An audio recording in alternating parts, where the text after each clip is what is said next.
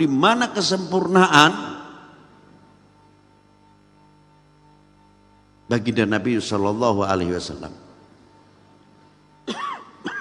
Itu satu contoh. Kita lihat di dalam surat Was-Sama'i wat-Tariq. Wa ma adraka mat-tariq an-najmu tsaqib in kullu nafsin lamma 'alaiha hafid. Membahas dunia ilmu wusul ila hadratil wasul ila hadratil makbul satu sisi. Tapi pernahkah kita mentolaah lebih jauh bahwa ayat ini di samping membahas ilmu bagaimana hubungan antar individu manusia itu sendiri dengan Tuhannya, bagaimana kita bisa melihat planet-planet yang ada di dunia ini yang telah diciptakan oleh Allah, yang kita lebih dikenal ilmu astronomi atau ilmu antariksa.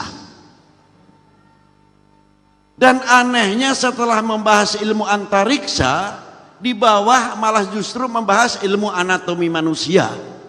Falyanzuril insanu mimma khuliqa mimma idafik. Kita membaca surat itu khasiat yang dicari khasiat.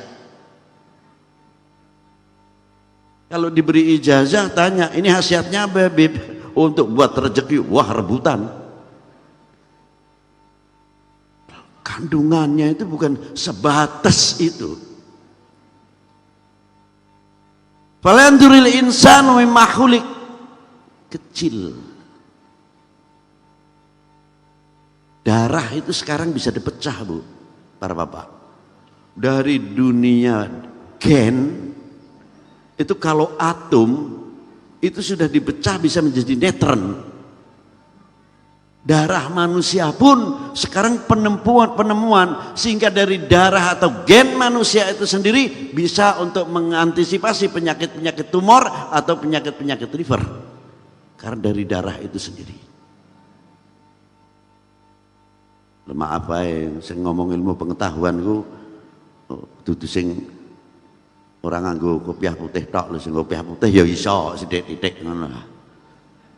Nah, jadi wong modern itu kan otaknya, bukan modern itu desinya itu kan bukan. Itu.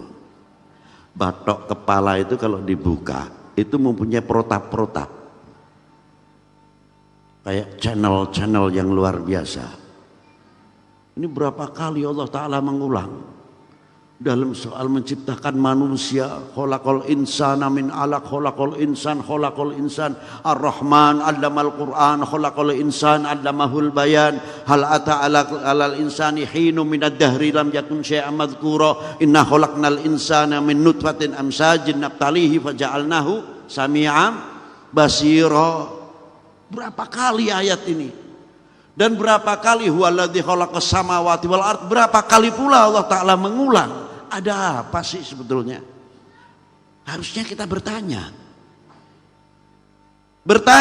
menggali di dalam ilmu tersebut. Pala ini kembali, itu ada bagian otak besar sama otak yang kecil. Kebetulan kalau di sini ada ahli medis mungkin bisa lebih jauh bertanya kepada para beliau yang khusus bagian bedah saraf otak. Di belakang sini tuh Pak, sebelah kiri itu namanya ada otak kecil. Setelah protap batok kepala tempurung ini, otak besar, otak kecil, itu ada satu benda yang namanya tempat menapung semuanya memori. Lebih dikenal benda itu namanya chip. Di sini otak kecil tadi. Kekuatan daripada memori yang dia tabung sampai 2 juta sampai 2 triliun.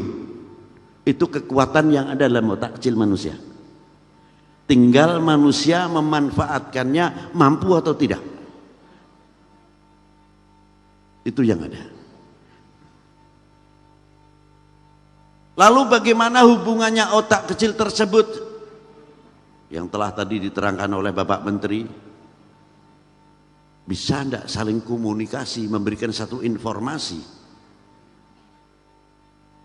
Kalau di dalam, di atas bumi ini mempunyai frekuensi yang dibawa oleh udara, di dalam tubuh manusia pun tidak terlepas komunikasi antar organ-organ tubuh manusia, dari otak yang besar ke otak yang kecil, yang otak kecil sampai kepada gen yang dipacu oleh kerjasama yang kompak, hubungan komunikasi yang kompak, paru-paru menyedot memompa yang dari jantung, jantung mengorbitkan darah ke otak kecil ke otak yang besar, sampai hubungannya liver atau kabid kepada jantung, bagaimana menjatah dari itu darah kepada jantung, dan bagaimana pankreas itu setelah menerima olahan satu pekerjaan dari pencernaan disaring oleh ginjal dan lain sebagainya, dibagi dengan rapi